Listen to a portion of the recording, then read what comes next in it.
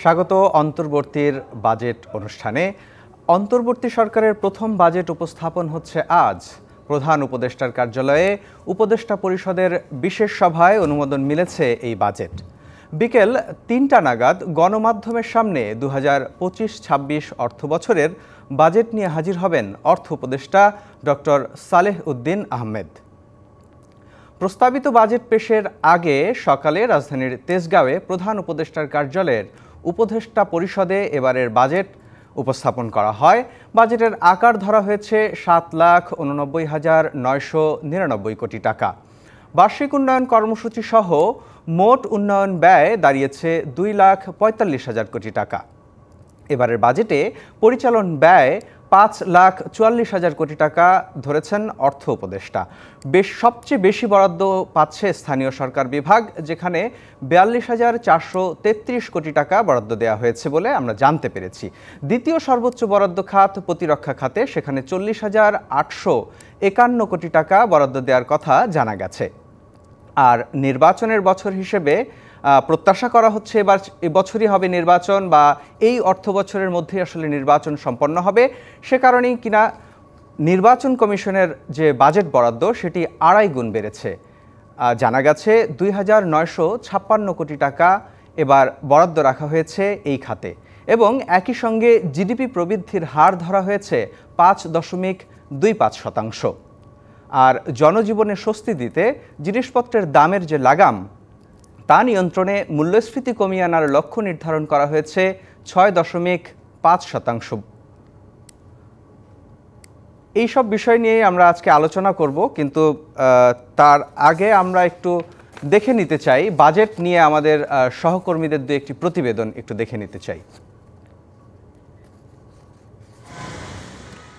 নির্বাচিত সরকার আমলে জাতীয় সংসদে বাজেট উপস্থাপন করা হলেও জুলাই আন্দোলনের পর বদলে গেছে বাংলাদেশের প্রেক্ষাপট। এবারে বাজেট উপস্থাপনে থাকছে না কালো ব্রিফকেস হাতে সংসদে প্রবেশের চিরচেনা সেই দৃশ্য। রাজনৈতিক সরকার না থাকা আর সংসদ ভেঙে যাওয়ায় বাজেট উপস্থাপনের কৌশলও পাল্টেছে। সংসদের বাইরে গণমাধ্যমে একযোগে প্রচারিত হবে 1 বছরের জন্য দেশ পরিচালনার আয় ব্যয়ের সম্ভাব্য হিসাব। গুরু এই দায়িত্ব পালন করবেন অর্থ উপদেষ্টা, যিনি বাংলাদেশের একজন স্বনামধন্য অর্থনীতিবিদ। ঢাকা বিশ্ববিদ্যালয় থেকে অর্থনীতিতে স্নাতকোত্তর ডিগ্রি অর্জনের পর পিএইচডি ডিগ্রি লাভ করেন কানাডার ম্যাকমাস্টার বিশ্ববিদ্যালয় থেকে। তার কর্মজীবনের শুরু ঢাকা বিশ্ববিদ্যালয়ে শিক্ষকতার মাধ্যমে। তারপর 1993 সালে বাংলাদেশ পল্লী উন্নয়ন একাডেমির মহাপরিচালকের দায়িত্ব নেন। 2005 সালে দায়িত্ব নেন বাংলাদেশ ব্যাংকের গভর্নরের। আর 2024 সালে দায়িত্ব নেন অন্তর্বর্তী সরকারের অর্থ উপদেষ্টা হিসেবে। তবে বাজেট উপস্থাপনের এই চিত্র এবারই প্রথম নয়। এর আগে এক অর্থ বছরে 2 বার বাজেট উপস্থাপনের উদাহরণও বাংলাদেশের আছে। 1996-97 অর্থ বছরে সাবেক তত্ত্বাবধায়ক সরকারের অর্থ উপদেষ্টা ওয়াহিদ উদ্দিন মাহমুদ বাজেট উপস্থাপন করেন। তারপর নির্বাচনের মাধ্যমে দায়িত্ব নিয়ে মূল আর্থিক কাঠামো ঠিক রেখে নতুন করে বাজেট উপস্থাপন করেন শাহ এএমএস কিবরিয়া। তারপর 2007-08 এবং 2008-09 অর্থ বছরে সংসদের বাইরে বাজেট দেয়া হয়েছিল। তখনও তত্ত্বাবধায়ক সরকার ছিল ক্ষমতায়। নির্বাচিত সরকারের মতো এবারের বাজেট উচ্চাভিলাষী নয়, এর আকারও অনেক ছোট। Rifat Tasnova, DBC news, Dhaka. এবারের বাজেট কিন্তু কর কাঠামোতে একটি চ্যালেঞ্জ থাকছে, কারণ আমরা দেখলাম আইএমএফের শর্ত হিসেবেই কিন্তু জাতীয় রাজস্ব বোর্ডের যে সংস্কার কার্যক্রম সেটি শুরু হয়েছিল। সেই সংস্কার কাঠামোর মধ্যেই কিন্তু আমরা দেখলাম নতুন যে অর্থবছর আসছে 2025-26 অর্থবছর, এর জন্য রাজস্ব আহরণের যে লক্ষ্য সেটি 5,18,000 কোটি টাকার মতো নির্ধারণ করেছেন অর্থ উপদেষ্টা। এ বিষয়ে আরেকটি প্রতিবেদন আছে, এবার সেটিও দেখে নিতে চাই। অর্থ উপদেষ্টা ডক্টর সালেহ উদ্দিন আহমেদ 2025-26 অর্থ বছরের জন্য 7,90,000 কোটি টাকার যে ব্যয়ের পরিকল্পনা করছেন তা বাস্তবায়নে 71% টাকাই আসবে কর থেকে। আর তাহলে চলতি অর্থ বছরের তুলনায় 23,000 কোটি টাকা বেশি জোগাড় করতে হবে অন্তর্বর্তী সরকারকে। প্রস্তাবিত বাজেটে রাজস্ব আয় 5,64,000 কোটি টাকার মধ্যে এনবিআরকে জোগাড় করতে হবে 5,18,000 কোটি টাকা। নিজের তৈরি করা প্রথম বাজেটে নতুন করদাতাদের জন্য ন্যূনতম ১,০০০ টাকা কর নেয়ার পরিকল্পনা করছেন ডক্টর সালেউদ্দিন আহমেদ। মূল্যস্ফীতির চাপে ব্যক্তির করমুক্ত আয়সীমা ৩ লাখ থেকে বাড়ানোর দাবি থাকলেও ২০২৫-২৬ অর্থ বছরের জন্য অপরিবর্তিতই রাখছেন তিনি। এখন ৪৫টি সরকারি সেবা গ্রহণে আয়কর রিটার্ন দাখিলের বাধ্যবাধকতা রয়েছে। তা শিথিল করে ক্রেডিট কার্ড সহ ১২টিতে সেবা নিতে গেলে কেবলমাত্র ৩ সার্টিফিকেট দেখানোর প্রস্তাব করা হতে পারে নতুন বাজেটে।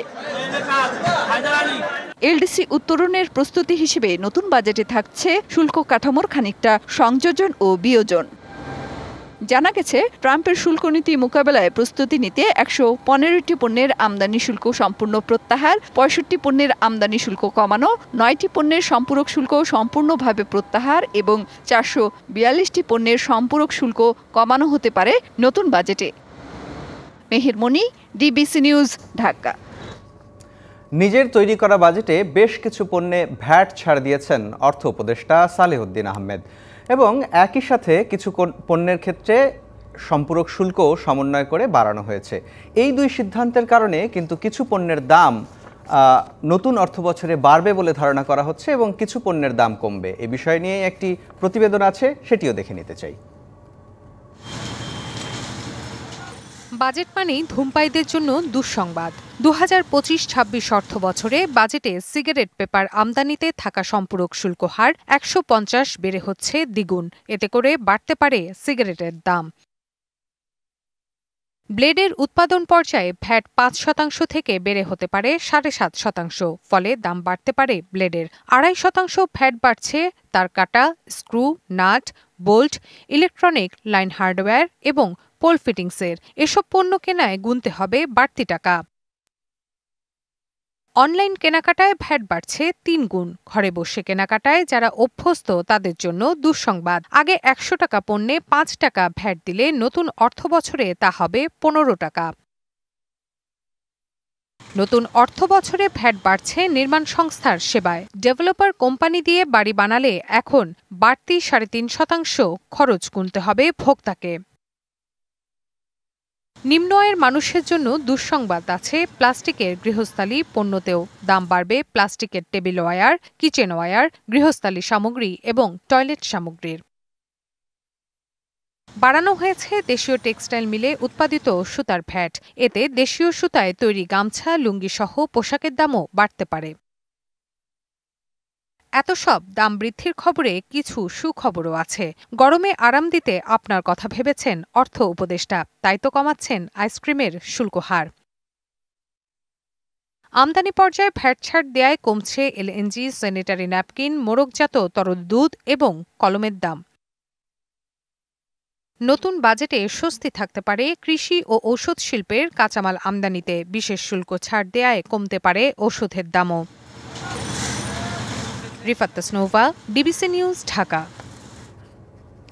দর্শক, আজকে বেলা ৩টার সময় গণমাধ্যমে জাতির উদ্দেশ্যে যে বক্তব্য, তার মাধ্যমেই কিন্তু আসলে ২০২৫-২৬ অর্থ বছরের যে নতুন বাজেটটি প্রস্তুত করা হয়েছে সেটি জাতির সামনে তুলে ধরবেন অর্থ উপদেষ্টা ডক্টর সালেহুদ্দিন আহমেদ। আমরা এক নজরে একটু দেখতে চাই আসলে কি হতে যাচ্ছে এই নতুন যে বাজেটটি তিনি তৈরি করেছেন। সেখানে সামগ্রিক যদি এক নজরে একটু দেখি তাহলে আকার যেটি আসলে বাজেটের মূল আকার সেটি কিন্তু ৭ লাখ, একই সঙ্গে ৮৯,৯৯৯ কোটি টাকা। এই অঙ্ক কিন্তু আসলে আমরা দেখছি, কারণ এর আগের বছর অর্থাৎ আওয়ামী লীগ সরকারের যে শেষ বাজেট, সেই বাজেটে কিন্তু আমরা দেখেছি সেটি ৭,৯৭,০০০ কোটি টাকার মতো ছিল। সেই বিচারে আসলে এবারের বাজেটটি কিছুটা কমেছে।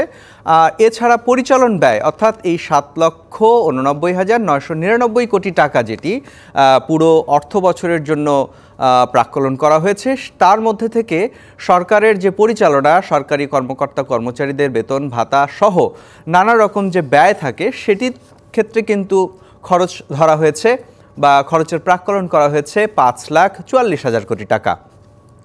এবং এই বড় অঙ্কের যে খরচ সেটি যদি স্থানীয় মন্ত্রণালয় ভিত্তিক যদি আমরা বিভাজনটি দেখি, সেখানে কিন্তু আমরা দেখছি যে স্থানীয় সরকার বিভাগের জন্য 433 কোটি টাকা বরাদ্দ রাখা হয়েছে এবং এই আগামী বছর জুড়ে যে বার্ষিক উন্নয়ন কর্মসূচি অর্থাৎ যে অর্থটি আসলে জনগণ এবং রাষ্ট্রের উন্নয়ন কাজে যুক্ত হয় অর্থাৎ রাস্তাঘাট থেকে অবকাঠামো, স্বাস্থ্য, শিক্ষাসহ উন্নয়নমূলক যে কাজগুলো সেই খাতে কিন্তু আমরা দেখছি 2,45,000 কোটি টাকা বরাদ্দের পরিকল্পনা করা হয়েছে। এখন পর্যন্ত আমাদের কাছে যে তথ্য আছে সেই তথ্য অনুযায়ী আমরা দেখছি।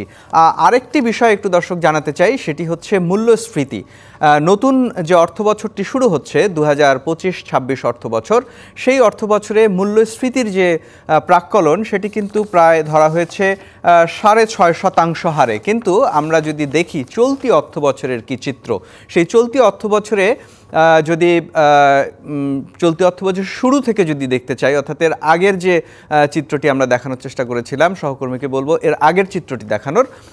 চলতি অর্থবছরের জুলাই 2024 সেই তথ্যটি যদি আমরা দেখি, সাধারণ মূল্যস্ফীতি ছিল কিন্তু 11.66% এবং খাদ্য মূল্যস্ফীতি অর্থাৎ বিগত সরকারের যে শেষ মাসটি ছিল অর্থাৎ জুলাই আন্দোলনের কথা আমরা সবাই জানি, সেই সময়ের যে খাদ্য মূল্যস্ফীতি সেটি কিন্তু 14.10% অর্থাৎ 14.10% ছিল এবং খাদ্য বহির্ভূত সাধারণ যে অন্য জিনিসপত্র সেটি কিন্তু ছিল 9.68%। তার পরবর্তীতে আগস্টে যে মূল্যস্ফীতি সেটি কিন্তু ধারাবাহিকভাবেই আমরা দেখেছি যে 9% বা তার উপরে ছিল। তো এই মূল্যস্ফীতির এই বাস্তবতাতেই কিন্তু এই যে নতুন অর্থবছর সেই অর্থবছরে আমরা দেখলাম 6.50% মূল্যস্ফীতিতে নামিয়ে আনার লক্ষ্য নির্ধারণ করা হলো। আমরা এই আলোচনা আরও চালাবো, কিন্তু তার আগে একটা বিরতি নেওয়ার সময় হয়েছে, সঙ্গেই থাকুন। দর্শক, স্বাগত আরেকবার অন্তর্বর্তীর বাজেট অনুষ্ঠানে। স্টুডিওতে আমাদের সঙ্গে আলোচনায় যুক্ত হয়েছেন ঢাকা চেম্বার অব কমার্সের সাবেক প্রেসিডেন্ট আশরাফ আহমেদ। আমরা কথা বলছিলাম, জনাব আশরাফ আহমেদ আপনাকে স্বাগত জানাচ্ছি। বিরতিতে যাওয়ার আগে আমরা কথা বলছিলাম আসলে মূল্যস্ফীতির চিত্র নিয়ে। দর্শক, আরেকবার একটু দেখাতে চাই আসলে মূল্যস্ফীতির যে চিত্রটি চলতি অর্থবছরের যে শেষ বা এই বছরের ক্যালেন্ডার ইয়ারে এই বছরের যে চিত্রটি সেটি যদি একটু দেখাতে চাই আমাদের সহকর্মীকে বলবো। জানুয়ারিতেও কিন্তু সাধারণ মূল্যস্ফীতি 9 প্রায় 10-এর কাছাকাছি, আসলে এটি 9 বা 9.5-এর উপরেই স্বাভাবিকভাবে আছে। এই যে চড়া মূল্যস্ফীতি সেটির কিন্তু একটি প্রভাব আছে। এই প্রভাব আসলে সাধারণ মানুষের, বিশেষ করে নিম্ন আয়ের মানুষের ওপর কি পড়ছে সেই বিষয়ে একটু জানতে চাই। রংপুর থেকে যুক্ত হতে চাই আমাদের সহকর্মী মাজেদ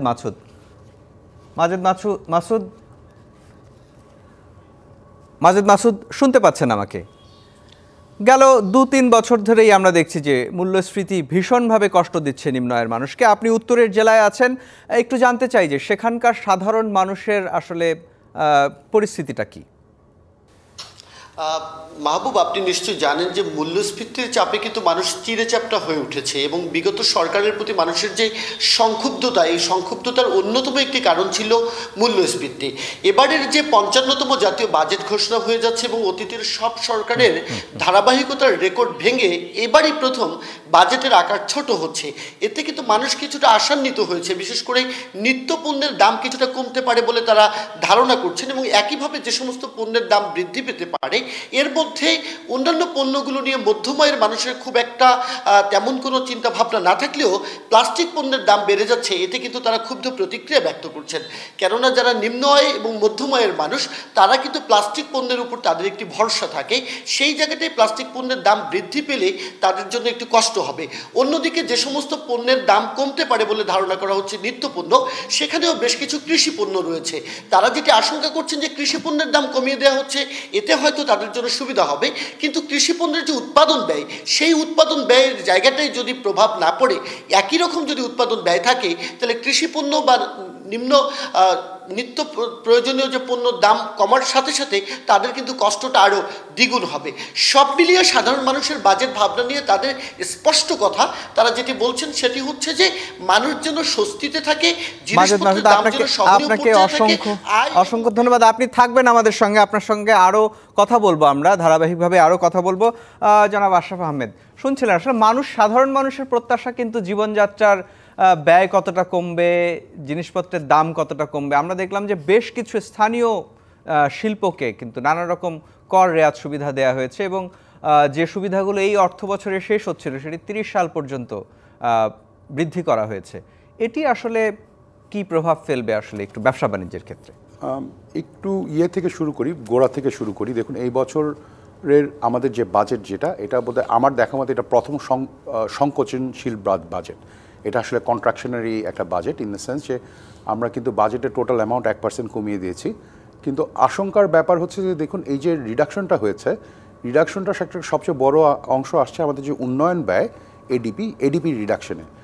আমরা যেটা শুনতে পাচ্ছিলাম যে আমাদের 2 লক্ষ, গত বছর আমাদের উন্নয়ন বাজেট ছিল 2,78,000 কোটি টাকা, সেটা হয়তো বা 2,35,000 অথবা 2,45,000 কোটি টাকায় নামিয়ে আনা হবে। কিন্তু উল্টো দিকে যে রাজস্ব বাজেট, যেখানে আপনার সরকারি সুদ এবং কিংবা সরকারি কর্মচারী। স্বাগত অন্তর্বর্তীর বাজেট অনুষ্ঠানে। আরও একবার স্বাগত জানাচ্ছি। স্টুডিওতে আছেন Dhaka chamber of commerce and ইন্ডাস্ট্রিজের সাবেক সভাপতি আশরাফ আহমেদ এবং আছেন পলিসি এক্সচেঞ্জ অফ বাংলাদেশের চেয়ারম্যান ডক্টর মাসরুর রিয়াজ। আপনাদের দুজনকেই স্বাগত। আশরাফ আহমেদ, কথা হচ্ছিল এই যে মানুষের প্রত্যাশা, তো আসলে যদি আমরা বলি সাধারণ মানুষ চায় বাজেট মানে স্বস্তি, জিনিসপত্রের দাম নতুন করে বাড়বে না, বরং কিছুটা খানিকটা কমবে। সেই জায়গা থেকে আমরা দেখলাম সাধারণ মানুষের প্রত্যাশা তো তাই, কিন্তু যে সিদ্ধান্তের কথা আলোচনা হচ্ছিল যে স্থানীয় শিল্পকে সুরক্ষা দেওয়ার জন্য কতগুলো সুবিধা দেয়া হচ্ছে বলে আমরা জানতে পেরেছি, তার প্রভাব আসলে জনজীবনে আসলেও পড়বে কিনা? ধন্যবাদ। স্থানীয় শিল্পকে শুল্ক সুবিধা দেওয়ার যে প্রচেষ্টাটা আছে, এটা একটা ভালো দিক, কিন্তু এখানে একটা জিনিস মাথায় রাখতে হবে যে এই শুল্ক রেয়াত সুবিধা কেন আসলে প্রয়োজন হয়। এটার প্রয়োজনীয়তা কিন্তু ইজ মাচ ডিপ রুটেড। আপনার অধিকাংশ ক্ষেত্রেই দেখা যায় যে আমাদের দেশে যে কোনো ম্যানুফ্যাকচারিংয়ের ক্ষেত্রেই সমস্ত কিছুরই দামই আসলে আমাদের যে কম্পিটিটিভ কান্ট্রিগুলো আছে তার থেকে বেশি, সেটা সার্ভিসেস হোক কিংবা ম্যাটেরিয়ালস হোক। এবং এই যে বেশি হওয়ার কারণটা কিন্তু আমাদের এক ধরনের একটা আমদানি শুল্ক নির্ভর একটা বাজেট স্ট্রাকচার সবসময় চলে এসছে। যে দেখুন, একটা ফ্যাক্টরিতে শুধুমাত্র র ম্যাটেরিয়াল দিয়ে চলে না, এখানে স্পেয়ার্স দরকার হয়, এখানে সার্ভিসেস দরকার হয়, এখানে বিভিন্ন ধরনের লজিস্টিক্যাল সার্ভিসেস লাগে। সো এই জিনিসগুলোর দাম যদি আসলে বেশি থাকে, তাহলে কিন্তু তখন এই ইন্ডাস্ট্রিটা বাংলাদেশে কম্পিটিটিভ থাকে না। সো এই যে ডিফারেন্স এটা অধিকাংশ ক্ষেত্রে আমরা দেখতে পাই যে আমাদের যে আমদানি শুল্ক এবং সাথে মানে ইনপুট এবং ফাইনাল প্রোডাক্টের যে ডিফারেন্সিয়ালটা, সেটা আসলে অধিকাংশ ক্ষেত্রেই যথেষ্ট না। আবার করের ক্ষেত্রে আরেকটা জিনিস যেটা অত্যন্ত দুঃখের সাথে লক্ষ্য করছি আমরা, যে এই বছর হয়তো বা আনলিস্টেড প্রাইভেট কোম্পানির ক্ষেত্রে করের হার বেড়ে যাবে। এটা হলে যেটা হবে সেটা হচ্ছে কর্পোরেট সেক্টরের গ্রোথ রেট আরও কমিয়ে দেওয়া হবে। এমনিতেই আমরা এই মুহূর্তে আসলে আমাদের বেসরকারি খাত, আমাদের পক্ষে আসলে ইনভেস্টমেন্ট করা সম্ভব হচ্ছে না। আপনি যদি দেখেন যে আমাদের এই বছরের প্রাইভেট সেক্টর ইনভেস্টমেন্ট আসলে বহু বছরের মধ্যে সর্বনিম্ন পর্যায়ে পৌঁছে যাচ্ছে। এটার ফলাফল হচ্ছে যে আমাদের জব ক্রিয়েশন কমে যাবে। জব ক্রিয়েশন কমে গেলে আপনার আসলে যদি কর্মসংস্থান না থাকে, তাহলে জিনিসপত্রের দাম কমলেও কিন্তু আপনি স্বস্তি পাবেন না। নিশ্চয়ই বাজারের দাম কম, কিন্তু আমার আয় নেই। আপনার কাছে শুনবো, কিন্তু আমরা যে খণ্ডটির জন্য অপেক্ষা করছি, অর্থাৎ অর্থ উপদেষ্টা তার বাজেট উপস্থাপনটি শুরু করবেন, সেটি ইতিমধ্যেই শুরু হয়ে গেছে। আমরা একটু দেখতে চাই সেখানে উনি কি বলছেন। 9.1% নেমে এসেছে। আসার কথা হলো, এবারে রমজান মাসে নিত্য প্রয়োজনের পণ্যের বাজার স্মরণকালের মধ্যে সবচেয়ে স্থিতিশীল ছিল। এ ধারা অব্যাহত থাকলে এই জুন মাসেই পয়েন্ট টু পয়েন্ট মূল্যস্ফীতি 8% কোঠায় নেমে আসবে। মূল্যস্ফীতির সাথে এই লড়াইয়ের ফলে আমাদের জিডিপি প্রবৃদ্ধির অন্যান্য বছরের তুলনায় কিছুটা কম হতে পারে। প্রিয় দেশবাসী, মূল্যস্ফীতির নিম্নমুখী ধারা অব্যাহত রাখার ক্ষেত্রে বৈদেশিক মুদ্রার বিপরীতে টাকার বিনিময় হার স্থিতিশীল থাকা একটি জরুরি। তবে নিশ্চিত করতে হলে বৈদেশিক মুদ্রার রিজার্ভ স্থিতিশীল থাকাটা অত্যাবশ্যক। প্রবাসের প্রবৃদ্ধি আশাব্যঞ্জক হওয়ায় এবং রপ্তানিতে স্থিতিশীল থাকায় বৈদেশিক মুদ্রার রিজার্ভ এপ্রিল মাসে বৃদ্ধি পেয়ে 27.4 বিলিয়ন মার্কিন ডলারে উন্নীত হয়েছে, যা টাকার বিনিময় হার স্থিতিশীল রাখতে গুরুত্বপূর্ণ ভূমিকা পালন করেছে। সে কারণে আমরা বিগত 14 মে তারিখে বাজার ভিত্তিক মুদ্রা বিনিময় হার চালু করেছি। খাদ্য নিরাপত্তা নিশ্চিত করা আমাদের অন্যতম প্রধান অগ্রাধিকার। গত বছর আকস্মিক বন্যায় আউশ এবং আমন উৎপাদন লক্ষ্যমাত্রার চাইতে কম হয় খাদ্যশস্যের মজুদে কিছুটা ঘাটতি দেখা দেয়। এই ঘাটতি কাটিয়ে উঠতে আমরা 9 লক্ষ মেট্রিক টন চাল এবং 7 লক্ষ মেট্রিক টন গম আমদানির সিদ্ধান্ত নিই, যার আওতায় ইতিমধ্যেই 8,50,000 মেট্রিক টন চাল এবং 2 লক্ষ মেট্রিক টন গম আমদানি করা হয়েছে। পাশাপাশি মাঠ পর্যায়ে কৃষকের ন্যায্য মূল্য নিশ্চিত করে কৃষি উৎপাদনের জন্য সার সহ অন্যান্য উপকরণের প্রয়োজনীয় ভর্তুকি।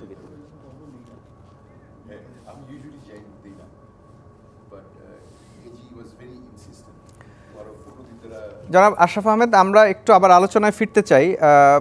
আমরা দেখছিলাম আসলে অর্থ উপদেষ্টা তার বাজেটের যে প্রারম্ভিক বক্তব্য সেটি শুরু করেছেন, কিন্তু যে জায়গায় আসলে আলোচনাটি আপনার সাথে থেমে গেল সেখান থেকে আরেকটু আপনার কাছে শুনতে চাই। সেটি হচ্ছে আপনি বলছিলেন যে বাজেটের যে উন্নয়ন ব্যয় সেটি সংকোচনের একটি নেতিবাচক প্রভাব পড়বে, এবং আমরা দেখলাম যে বিশেষ করে নির্মাণ খাতে এবার যে ভ্যাট 7.5% থেকে সেটি বাড়িয়ে 10% করার একটা প্রস্তাবনার কথা আমরা জানতে পেরেছি।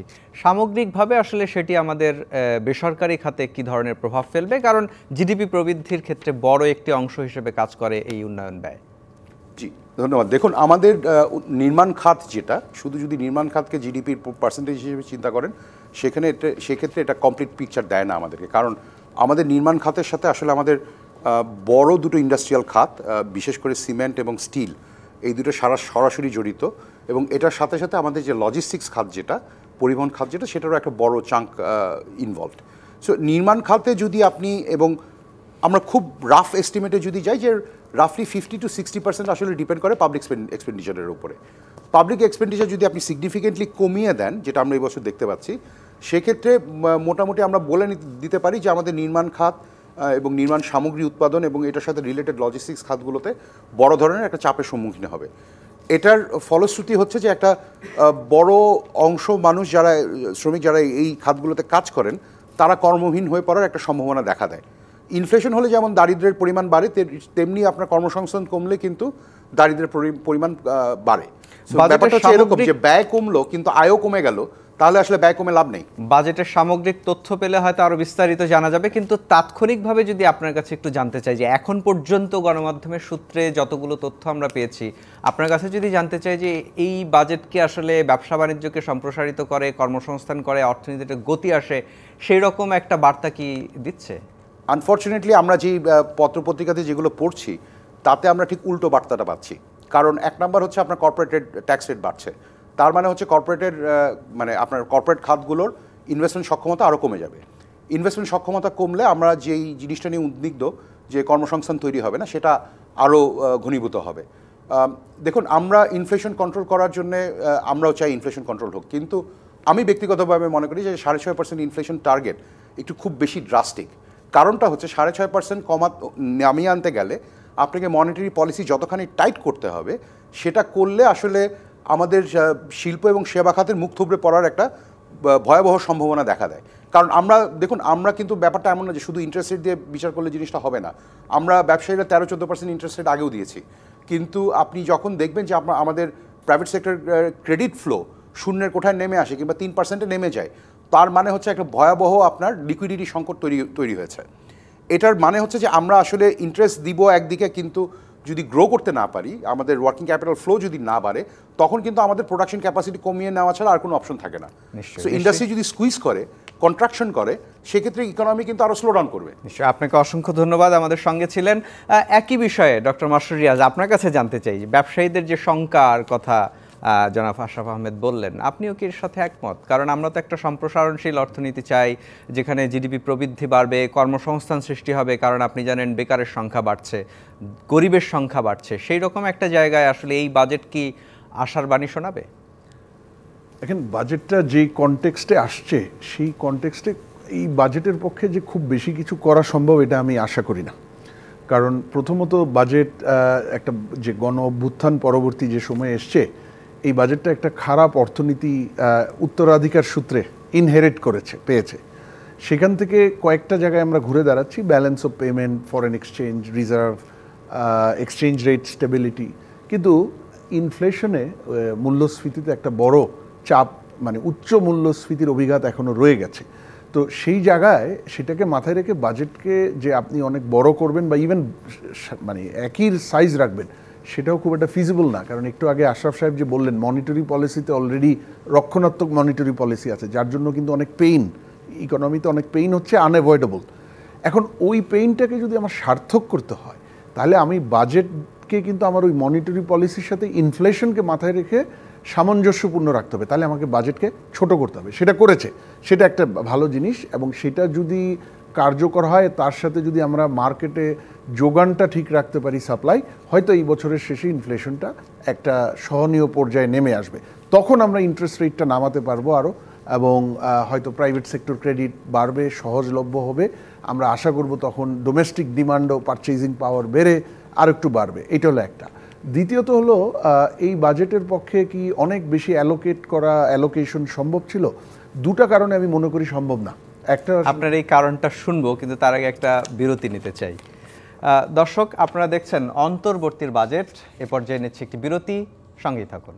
স্বাগত আরেকবার অন্তর্বর্তীর বাজেট অনুষ্ঠানে। স্টুডিওতে আলোচনায় যুক্ত আছেন পলিসি এক্সচেঞ্জ অব বাংলাদেশের চেয়ারম্যান ডক্টর মাসরুর রিয়াজ, এবং আমাদের সঙ্গে যুক্ত হয়েছেন এফবিসিসিআই এর সাবেক সভাপতি আব্দুল আওয়াল মিন্টু। আপনাদের দুজনকেই আবারও স্বাগত জানাই। বিরতিতে যাওয়ার আগে জনাব মাসরুর রিয়াজ, আপনার সঙ্গে কথা হচ্ছিল যে এই যে বাজেট ব্যবস্থাপনা বা বাজেটের যে অর্থায়ন, আমরা দেখলাম যে কেন আসলে এখানে সীমাবদ্ধতা কোথায় ছিল এই সরকারের? এই বছর পার্টিকুলারলি দুইটা সীমাবদ্ধতা, যে কারণে আমি মনে করি এইবারের বাজেট খুব চমক দেখানোর বা খুব উচ্চাভিলাষী হওয়ার সুযোগ নেই। প্রথম যেটা হলো, এটা একটা নন পলিটিক্যাল ইন্টারিম গভর্নমেন্ট।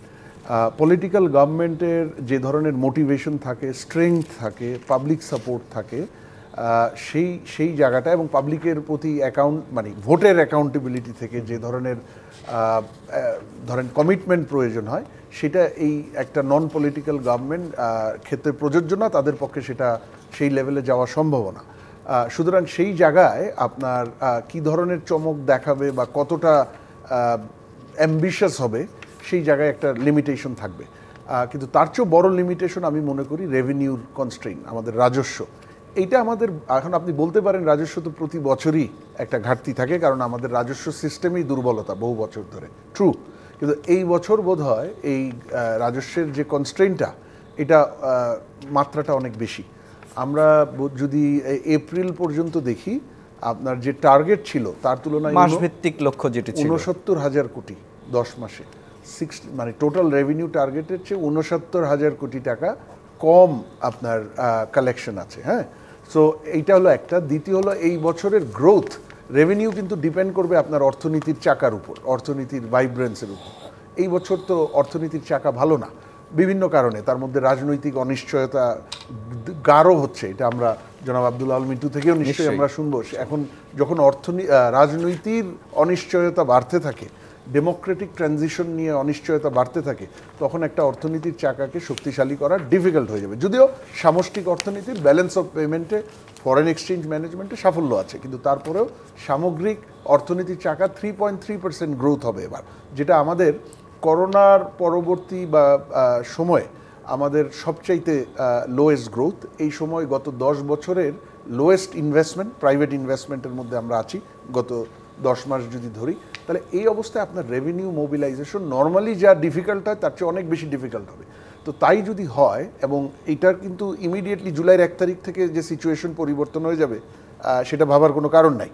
এই স্লো গ্রোথ এবং রেভিনিউর যে কনস্ট্রেইন, এটা আমি মনে করি আগামী মাসগুলোতেও বেশ খানিকটা বজায় থাকবে। একই সাথে এখানে তো একটি চিন্তার বিষয় নিশ্চয়ই আছে যে রাজস্ব বোর্ড সংস্কারের যে প্রক্রিয়াটি ছিল, আমরা দেখলাম যে রাজস্ব কর্মকর্তারা যে আন্দোলনটা করছিল, সেটিও কিন্তু এখনো পুরোপুরি যে সমস্যার সমাধান হয়েছে তাও বলা যায় না।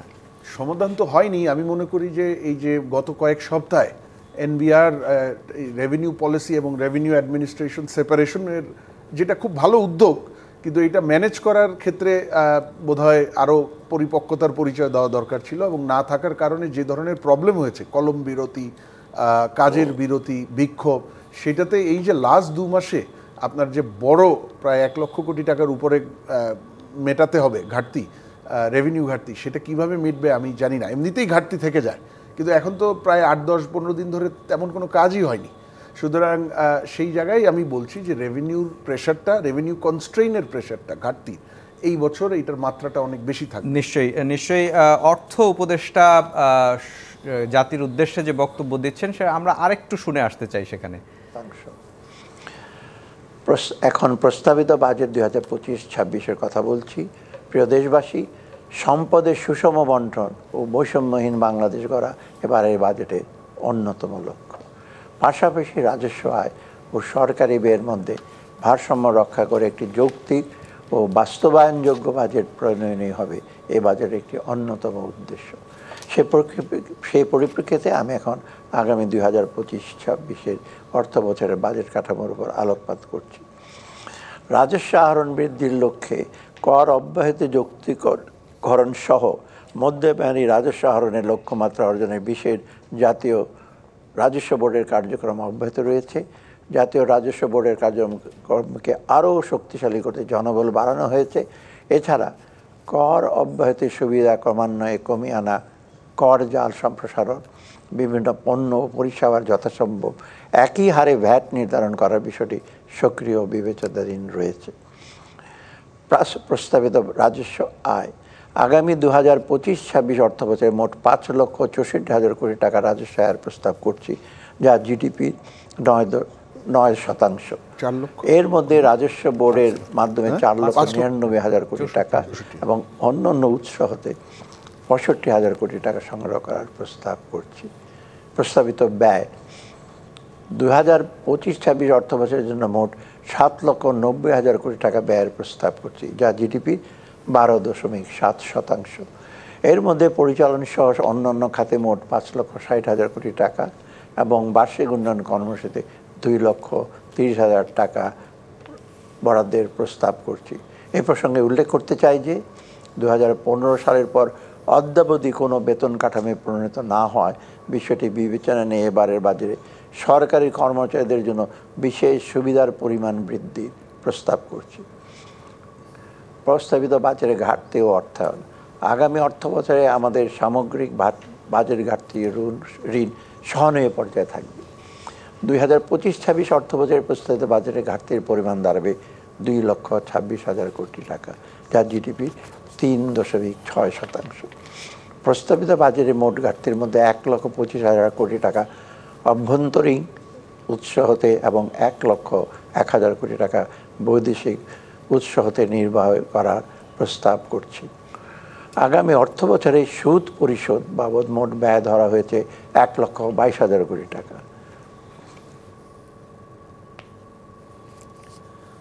আমরা আলোচনায় ফিরতে চাই। জনাব আব্দুল আওয়াল মিন্টু, আমরা দেখছিলাম আসলে অর্থ উপদেষ্টা তার যে বক্তব্য সেখানে আসলে জাতির উদ্দেশ্যে বাজেট কাঠামো তুলে ধরছিলেন।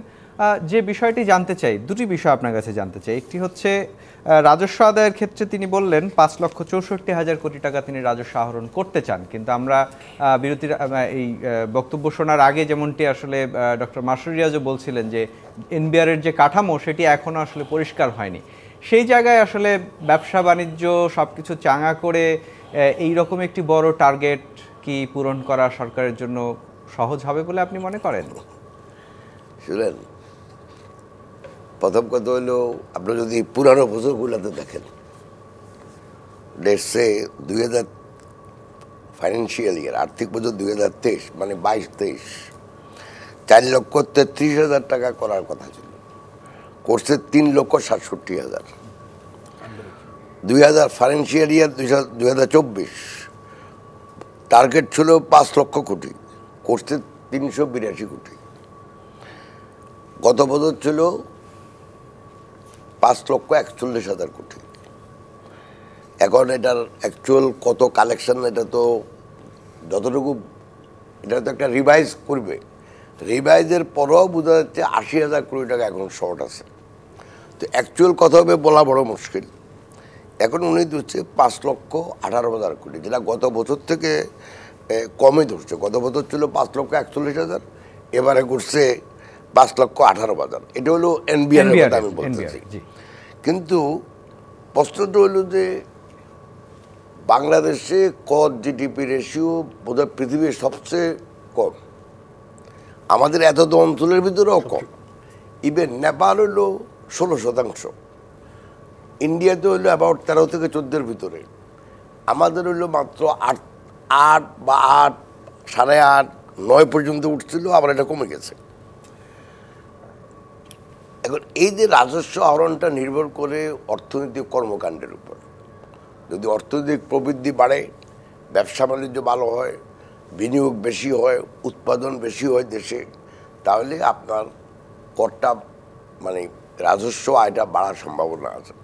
কিন্তু আমাদের যে প্রবলেম এখানে, উনি একটা কথা বললেন একটু আগে যে বৈষম্য মানে কমানোর জন্য সম্পদের সুষম বন্টন এবং বৈষম্য কমানোই হচ্ছে এই বাজেটের মূল লক্ষ্য।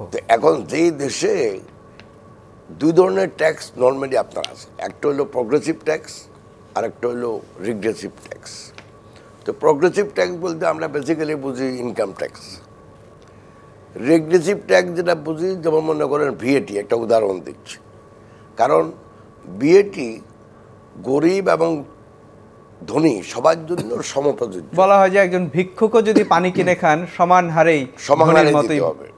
আর ইনকাম ট্যাক্স হলো যত বেশি আপনি আয় বেশি করবেন তত আপনি কর বেশি দিবেন। বাংলাদেশে এই মুহূর্তে কিন্তু গত বছর থেকে কিন্তু ভিএটির কালেকশন ইনকাম ট্যাক্স থেকে বেশি।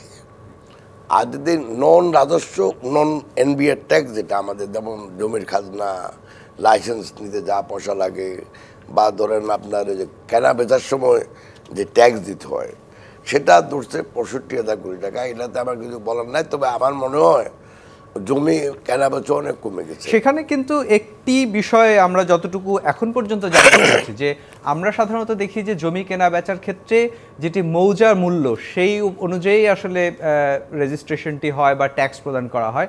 সরকার এবার যেটি বলছে যে না, যেটি বাজার দরে, অর্থাৎ যে দরে আপনি কিনবেন বা বিক্রি করবেন সেই দরেই সেটাকে রেজিস্ট্রেশন করতে হবে এবং করও সেই দরে হবে। সেটিকে আসলে বাস্তবায়ন করা সম্ভব?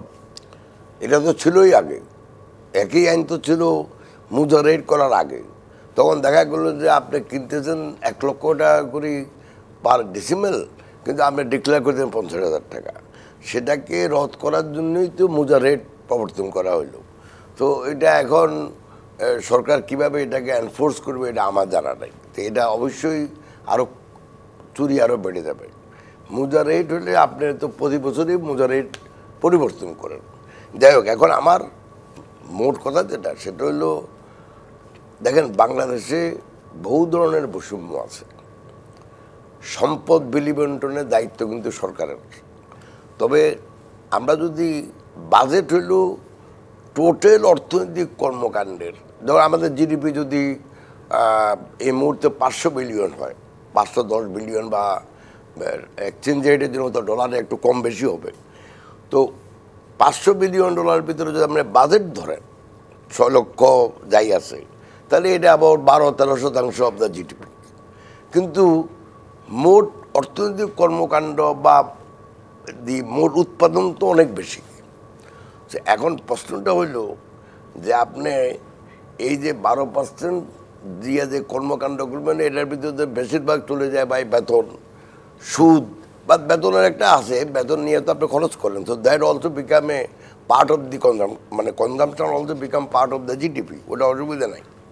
কিন্তু এখন আমাদের যে প্রবলেম, বিলি বন্টনটা কিন্তু বাজেটের ভিতরে অত বেশি হয় না। যদি অর্থনৈতিক কলা কৌশলের মাধ্যমে যদি আপনি বৈষম্য রোধকরণে, যদি ধনী গরিবের বৈষম্য যদি কমাতে চান, এসেনশিয়ালি সরকার বিভিন্ন ধরনের কর্মকাণ্ডের মাধ্যমে এই বৈষম্য কমাতে হবে।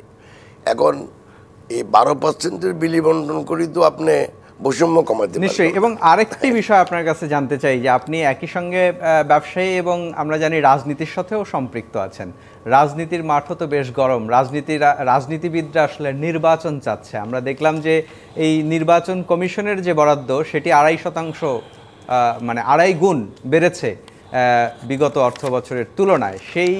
মানে এই তথ্যটি কি আসলে রাজনীতিবিদদেরকে আশ্বস্ত করতে পারবে যে এই সরকার একটা নির্বাচনের দিকে এই অর্থ বছরে যাবে? এই প্রশ্নের উত্তর নেব, কিন্তু তার আগে একটা বিরতি নিতে হবে। দর্শক, আপনারা দেখছেন অন্তর্বর্তীর বাজেট অনুষ্ঠান। এ পর্যায়ে নিচ্ছে একটি বিরতি, সঙ্গেই থাকুন। স্বাগত আরেকবার অন্তর্বর্তীর বাজেট অনুষ্ঠানে। আলোচনা করছিলাম, বিরতিতে যাওয়ার আগে জনাব আব্দুল আওয়াল মিন্টু, আপনার কাছে জানতে চেয়েছি যে নির্বাচন যে এই অর্থ বছরে হবে সেটি কি এই বার্তায় মানে বোঝা যায়? যে কারণ আমরা দেখলাম নির্বাচন কমিশন সচিবালয় যেটি, সেটির বরাদ্দ প্রায় 2.5 গুণ বাড়ানো হয়েছে। কি মনে হয় আপনার কাছে? না, নির্বাচন তো হতেই হবে, নির্বাচন হইতেই হবে। আমরা চাই ডিসেম্বরের ভিতর নির্বাচন। এখন আপনি বলতে পারেন কেন আপনারা ডিসেম্বরে চান? আমরা তো এই নির্বাচন চেয়ে আসতেছি একদিকে 16 বছর। আমরা বারবার বলে আসতেছি যে বাংলাদেশে একটা অবাধ সুষ্ঠু গ্রহণযোগ্য নির্বাচনের মাধ্যমে দেশে একটা গণতান্ত্রিক সরকার প্রতিষ্ঠা করা দরকার, যেই গণতান্ত্রিক সরকার জনগণের কাছে দায়বদ্ধ থাকবে। এখন প্রশ্নটা হলো যে নির্বাচন কখন আপনি বলতেছেন? গত 10 মাস বা 9 মাস এই জনসমর্থিত সরকার বলেন, রাজনৈতিক দল সমর্থিত আপনি বলেন, বিপ্লবী যাই নামে আপনি অবহিত করেন, ওনারা খালি সংস্কার করতে দেখে। সংস্কারটা কি করছে? এক, আমরা কি শিক্ষা খাতে সংস্কার মানা করছি? এদেশের শিক্ষা ব্যবস্থার সাথে এদেশের যেই শিক্ষিত তরুণদের দরকার এটা কোনো যোগাযোগ নাই। আপনি দেখবেন এখানে শিক্ষিত বেকার সবচেয়ে বেশি। আচ্ছা, 2 নম্বর হলো যে স্বাস্থ্য খাতের উন্নয়ন, যেখানে প্রতিটি লোক হয় ইন্ডিয়া নয় ব্যাংকক নয় সিঙ্গাপুর যাচ্ছে, সেটাকে আমরা মানা করছি কেউ? দুর্নীতি দমন ব্যবস্থার জন্য কোনো আমরা মানা করছি? দুর্নীতি কি এখন কমছে? এখনো তো কথাটা হলো, যদি গণতান্ত্রিক সরকার প্রতিষ্ঠিত না হয় তাহলে জনগণের কাছে ওই সরকারের কোনো দায়বদ্ধতা থাকে না। দায়বদ্ধতাহীন কোনো সরকারের কাছে কিছু চাওয়া কিছু পাওয়া এটা করে কোনো লাভ নাই। এখন মনে করেন আপনি এই যে একটা বাজেট দিল, বাজেট তো একটা অর্থ বিল। যদি আজকে সংসদ থাকতো তাহলে সেটা সংসদে পার যদি হইতো সেটাকে আইন বলে বিবেচিত হয়। তো এখন এটা একটা আইন। এখন ধরেন ওনাদের তো সংসদ নাই, ওনারা আইন করল। কিন্তু আমি একটি বিষয় একটু আপনার কাছে আরো জানতে চাই। আপনি রাজনীতির সাথেও অনেক দীর্ঘ অভিজ্ঞতা আপনার।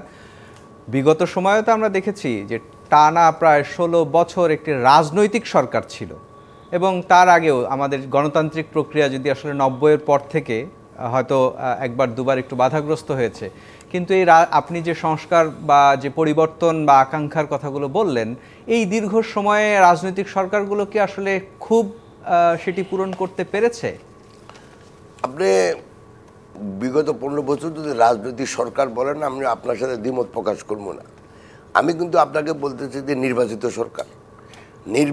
সরকার আর প্রহসনের মাধ্যমে নির্বাচিত সরকার, ফ্রডের মাধ্যমে নির্বাচিত সরকার, এটা তো এক জিনিস না। কারণ যারা জনগণের ভোটে নির্বাচিত না হয়ে যদি সরকার প্রতিষ্ঠা করে তাহলে জনগণের কাছে কোনো দায়বদ্ধ থাকে না। সেজন্য আমরা তো 16 বছর থেকে আন্দোলনটা কেন করছি? একটা দেশে 62 লক্ষ কেস করা হয়েছে বিভিন্ন রাজনৈতিক দলের কর্মী এবং নেতাদের বিরুদ্ধে। সেখানে প্রায় 1 কোটির উপরে হইলেও আপনার আসামে। এটাকে আন্দোলনের জন্যই তো হয়েছে। সে আন্দোলনটা কেন? একটা অবাধ সুষ্ঠু গ্রহণযোগ্য নির্বাচনের মাধ্যমে দেশে গণতান্ত্রিক সরকার প্রতিষ্ঠা করা, দেশ সরকার জনগণের কাছে দায়বদ্ধ থাকবে। সেই সরকার তো ছিল না, নাহলে তো আন্দোলনের দরকার ছিল না। যদি যেটা আপনি বললেন, যদি রাজনৈতিক সরকারে থাকতো, যদি যাদের দায়বদ্ধ থাকতো, তারা যদি রিয়েল নির্বাচনের মাধ্যমে নির্বাচিত হতো তাহলে তো আন্দোলনটা দরকার ছিল না। তাহলে হয়তো একটি সরকারকে পুরো রাষ্ট্রকে বিপাকে ফেলে পালিয়েও যেতে হতো না। কিন্তু আপনার কাছে যে প্রশ্নটি আমি পরিষ্কার একটু জানতে চাই, আচ্ছা বলুন, সেটি হচ্ছে নির্বাচন একটি অনিবার্য সামগ্রিক পরিস্থিতি পরিবর্তনের ক্ষেত্রে সবার একটি আকাঙ্ক্ষিত বিষয়। নির্বাচন কমিশন সচিবালয়ের জন্য যে বরাদ্দ 2.5 গুণ বাড়ানো হলো, সেটি দিয়ে কি এই বার্তা দেয় যে এই সরকার আসলে নির্বাচনের দিকে হয়তো হাঁটবে শেষ মুহূর্ত হলেও? যে একটা ধোঁয়াশা, সেটি জুলাই হোক, সেটি ডিসেম্বরে হোক, এপ্রিলে হোক বা জুনেই হোক, এই অর্থ বছরেই হবে কিনা? এপ্রিল জুন বলে জনগণকে বিভ্রান্ত করতে চাই না। যে আমি একটা দলে আছি, আমরা ডিসেম্বরের মধ্যে নির্বাচন চাই। অনির্বাচিত সরকার দ্বারা কোনো দেশের উন্নয়ন হয়েছে বলা যাবে না। আপনি যদি চায়নার সাথে তুলনা করতে চান, সেখানে আমরা তুলনা করবো না। ওদের নিজস্ব একটা গভর্নেন্স সিস্টেম আছে। কিন্তু কোনো অনির্বাচিত সরকারের মাধ্যমে কোনো দেশে প্রবৃদ্ধি হয়েছে ঠিকমতো, কোনো দেশের উন্নয়ন হয়েছে, কোনো দেশের লোকের জীবনমান উন্নয়ন হয়েছে, এটা আপনি দেখাতে পারবেন না আমাকে। তো আমরা নির্বাচন ডিসেম্বরেই চাই। এখন বরাদ্দ কত দিচ্ছে, দরকার হলে বরাদ্দ আরও বাড়বে, ওটা আমার ইস্যু নাই। এখন আমাদের ইস্যু রইল যে আমরা ডিসেম্বরের মধ্যে নির্বাচন চাই। আমরা চাই একটা দায়বদ্ধতাশীল সরকার বাংলাদেশে, যে সরকার দেশের উন্নয়নের জন্য একটা কমিটমেন্ট করবে। এখন এই যে আমরা বাজেট নিয়ে আলোচনা করতেছি, নিশ্চয়ই নিশ্চয়ই বাজেটে কিন্তু একটা রাজনৈতিক চরিত্র আছে। এই চরিত্রটা আসে যখন আপনি অবাধ সুষ্ঠু গ্রহণযোগ্য নির্বাচন করবেন। এই নির্বাচনের আগে রাজনৈতিক দলগুলো জনগণের কাছে ওয়াদা করে, ম্যানিফেস্টো দিয়ে যে আমি এই কাজগুলো করব। অতএব ওনাদের তো কোনো দায়বদ্ধতা নাই। তো দায়বদ্ধতাহীন কোনো ব্যক্তি, কোনো গোষ্ঠী, কোনো সরকার, তারা কোনোদিন জনকল্যাণের কাজ করতে পারে। নিশ্চয়ই নিশ্চয়ই। আমাদের বিরতিতে যাওয়ার সময় হচ্ছে একদম খুব ছোট্ট করে জনাব মাসুদ রিয়াজ, আপনার কাছে যদি শুনতে চাই যে সংস্কারের যে আকাঙ্ক্ষা ছিল এতক্ষণ পর্যন্ত আমরা যতটুকু বুঝতে পারলাম আসলে বাজেট সম্পর্কে, পুরোটা হয়তো জানতে আরও সময় লাগবে, তাতে কি মনে হয় এই বাজেট দিয়ে কি আসলে সংস্কারের আকাঙ্ক্ষা পূরণ হচ্ছে? আমি সংস্কারের পক্ষে এখন পর্যন্ত যতটুকু পাবলিক ইনফরমেশন আছে তাতে আমি ইকোনমিক সংস্কার অথবা প্রাতিষ্ঠানিক সংস্কার, ট্রেড অ্যান্ড ইনভেস্টমেন্ট রিফর্ম, অন্তত এই দিকে তেমন বেশি দেখছি না। একটু ট্যাক্সের দুই একটা বিষয়, ছোটোখাটো বিষয় ছাড়া আমি ম্যাক্রো ইকোনমিক স্টেবিলাইজেশনের ক্ষেত্রে একটা ভালো উদ্যোগ দেখছি। সেটা হলো বাজেটের সাইজ, এডিপির সাইজ আগের বারের চেয়ে কমিয়ে আনা হয়েছে। তবে আমি মনে করি ব্যক্তিগতভাবে এটা আরও কমানো সম্ভব ছিল। যেমন বিল্ডিংয়ের ক্ষেত্রে ভবন নির্মাণে 16% এরকম খারাপ সময় অ্যালোকেশন রাখার কোনো যুক্তিযুক্ততা নাই।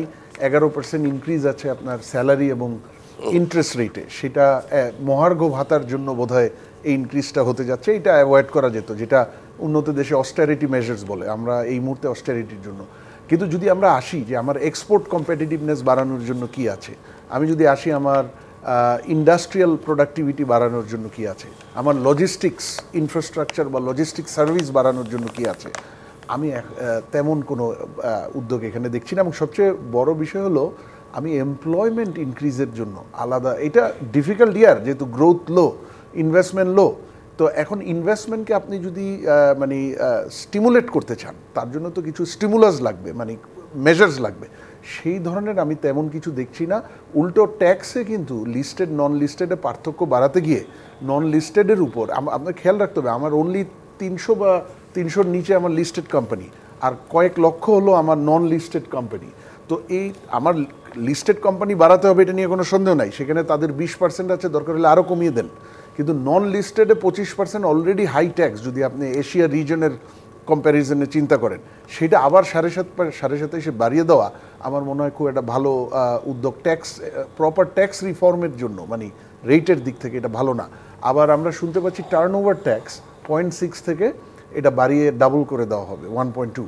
তো সেই ক্ষেত্রে টার্নওভার ট্যাক্স রাখাই উচিত না, এটা ট্যাক্সের প্রিন্সিপালের সাথে সামঞ্জস্যপূর্ণ না, কারণ ট্যাক্স হতে হবে ইনকামের উপর, রেভিনিউর উপর না। সেই ক্ষেত্রে আসলে যদি অর্থ উপদেষ্টা বাজেট লক্ষ্যের কথাই বলি যে বৈষম্য দূর করা, এই সম্পদের বৈষম্য দূর করে আসলে বৈষম্যহীন সমাজ, এই সামগ্রিকভাবে সেটি এই ধরনের নীতি দিয়ে সম্ভব কি?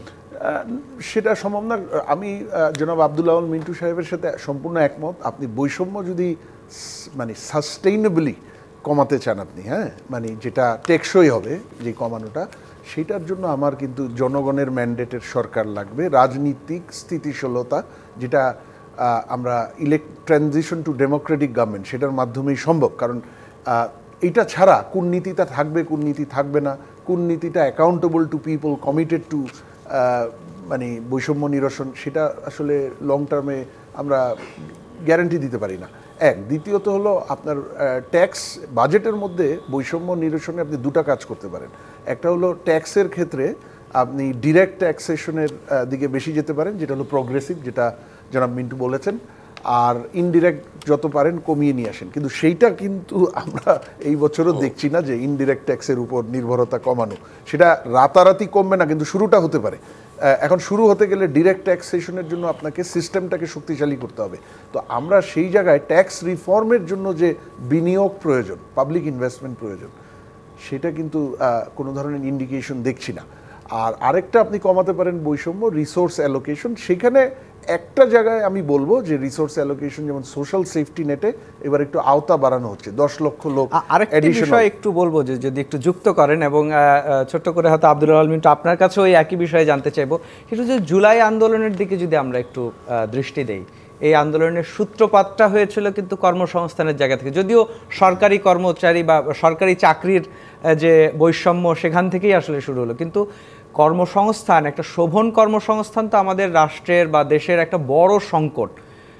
সেই ক্ষেত্রে যেটা অর্থ উপদেষ্টাও বলল, বা এই সরকারের যেটি লক্ষ্য যে তারা বৈষম্য কমিয়ে আনতে চায়, সবার জন্য শোভন কর্মসংস্থান দেওয়ার মতো যে ক্যারিশমেটিক বাজেট, সেটি কি হলো? সেই ক্যারিশমেটিক বাজেট সম্ভব না, আমি প্রথমেই বলেছি, দুইটা কারণে। যে একটা হলো মানে নন পলিটিক্যাল গভর্নমেন্ট, এবং যেই নন পলিটিক্যাল গভর্নমেন্ট বেশি লম্বা মেয়াদে থাকবে না, এটাই স্বাভাবিক এবং এটাই সবাই ধরে নিবে। সেই জন্য ওই ক্যারিশমা দেখাতে গেলে যে ধরনের ফাউন্ডেশন স্ট্রং হতে হয়, কমিটমেন্ট, পিপল সাপোর্ট, সেগুলো মিলিয়ে একটা নন পলিটিক্যাল গভর্নমেন্টের পক্ষে সেই ক্যারিশমা দেখানো সম্ভব না। দ্বিতীয়ত আপনার রেভিনিউর যে মানে আগের মানে চলমান কনস্ট্রেন্ট, সেটা আরও গুরুতর হচ্ছে এবার, সেটা দিয়েও ক্যারিশমা দেখানো সম্ভব না। কিন্তু যতটুকু আছে তার মধ্যে আপনি বরাদ্দগুলো খুব স্ট্র্যাটেজিক্যালি করতে পারতেন, প্রায়োরিটাইজ করতে পারতেন। যেমন আপনার যেগুলা labour intensive sector, readymade garments, agro business, construction, শুনবো আপনার কাছে। তার আগে আরেকবার একটু অর্থ উপদেষ্টার বক্তব্য শুনে আসি আমরা। তো মহিলাকে মাসে 30 কেজি হারে চাল প্রদান করা হচ্ছে। প্রিয় দেশবাসী, আগামী অর্থবছরে খাদ্য গুদামের ধারণ ক্ষমতা 37 লক্ষ মেট্রিক টনে উন্নতিকরণ এবং খাদ্যশস্য ব্যবস্থাপনার প্রাতিষ্ঠানিক সক্ষমতা বৃদ্ধির জন্য কর্মপরিকল্পনা গ্রহণ করা হয়েছে। মৎস্য প্রাণী সম্পদ, প্রিয় দেশবাসী, দেশের ক্রমবর্ধমান নিরাপদ প্রাণীজ আমিষের চাহিদা পূরণের ক্ষেত্রে মৎস্য এবং গবাদি পশু, হাঁস মুরগির টেকসই জাত উন্নয়নে এবং রোগ নিয়ন্ত্রণের মাধ্যমে কাঙ্ক্ষিত উৎপাদনের লক্ষ্যে কর্মপরিকল্পনা গ্রহণ করা হয়েছে। জাতিসংঘ খাদ্য ও কৃষি সংস্থার the state of the world fisheries aquaculture 2024-এর প্রতিবেদন অনুযায়ী আভ্যন্তরিক মুক্ত জলাশয়ে মাছ উৎপাদনে বাংলাদেশ দ্বিতীয় এবং বদ্ধ জলাশয়ে চাষকৃত মাছ উৎপাদনে 5ম স্থানে রয়েছে। মিঠা পানির মাছ উৎপাদন বৃদ্ধির লক্ষ্যে প্রতি বছর 29 মে হতে 28 জুন পর্যন্ত হাওর এলাকার সকল ধরনের মাছ ধরা বন্ধ রাখার জন্য সরকারি নির্দেশনা জারি করা হয়েছে।